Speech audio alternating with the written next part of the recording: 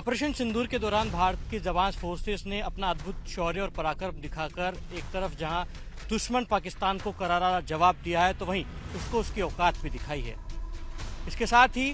भारत की फोर्सेस ने वैश्विक स्तर पर इस बात की प्रमाणिकता भी की है कि अगर कोई भी दुश्मन हमारी तरफ आंख उठाकर देखेगा तो उसका इसी तरीके से हश्र किया जाएगा, करारा जवाब दिया जाएगा। वहीं ये एक अद्भुत तस्वीर आप मेरे साथ देखेंगे कि ये बॉर्डर सिक्योरिटी फोर्सेस की महिला जाबाज जवान हैं जो कि लगातार मुस्तैदी से डटी हुई हैं और अपनी ड्यूटी निभा रही हैं। इस भीषण गर्मी के बीच भी तमाम जो जाबाज फोर्सेस के जवान हैं ये नारी शक्ति का अद्भुत परिचायक तो हैं, लेकिन इस तपते रेतीले धोरों में अपनी सेवाएं दे रही हैं। इन तमाम जवानों से हम बात भी करेंगे।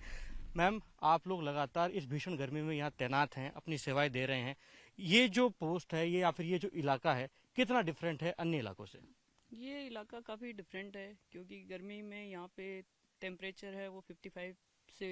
ऊपर चला जाता है और सर्दियों में यहाँ पे माइनस में चला जाता है। तो यहाँ पे ऐसी सर्दी ऐसी है जिसमें हार्ट कंपनाने लग जाते हैं आपके, और ऐसी गर्मी है जिसमें आपको लगता है कि बस सब कुछ ख़त्म हो गया।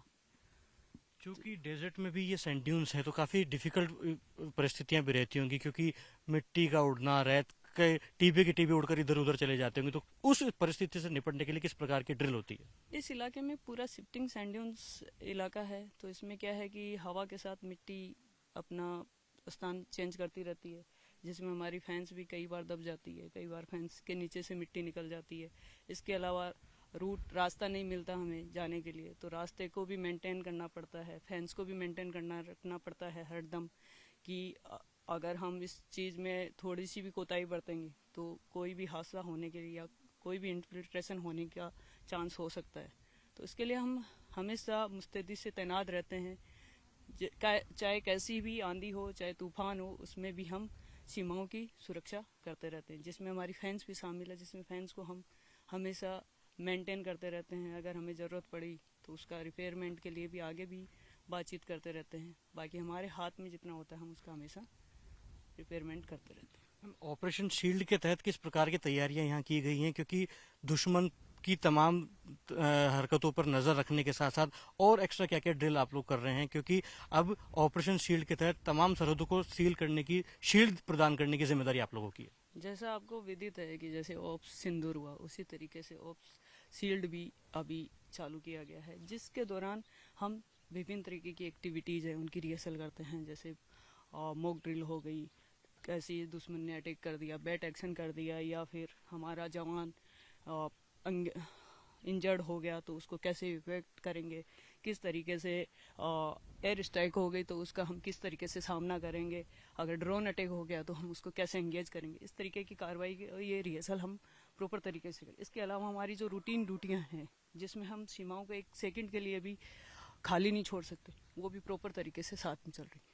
भारत के प्रधानमंत्री ऑपरेशन सिंदूर के बाद लगातार नारी शक्ति का दम भर रहे हैं। हम अद्भुत तस्वीर यहाँ देख भी रहे हैं कि तमाम जो महिला जवान हैं वो बीएसएफ की यहाँ पर तैनात हैं और अपनी सेवाएं दे रही हैं।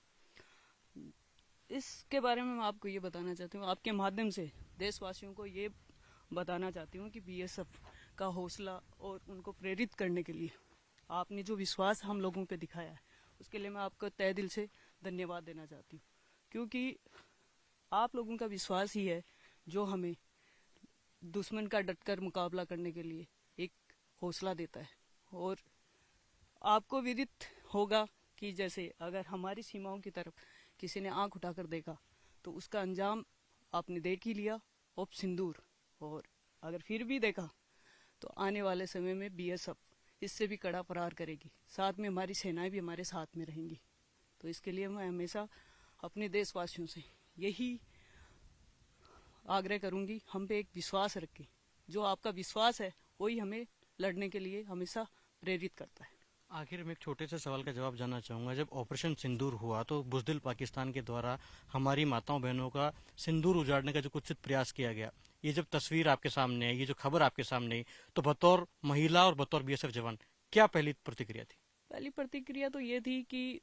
अगर आपको लड़ना है तो सामने से लड़ो, बुज़दिलों की तरह आप पीछे से आके वार मत करो। और आप ऐसी कमजोर कड़ी पे वार क्यों कर रहे हो? मतलब आप में वो दम नहीं है कि आप हमें दम दिखा सको। आप सामने, हम सामने खड़े हैं,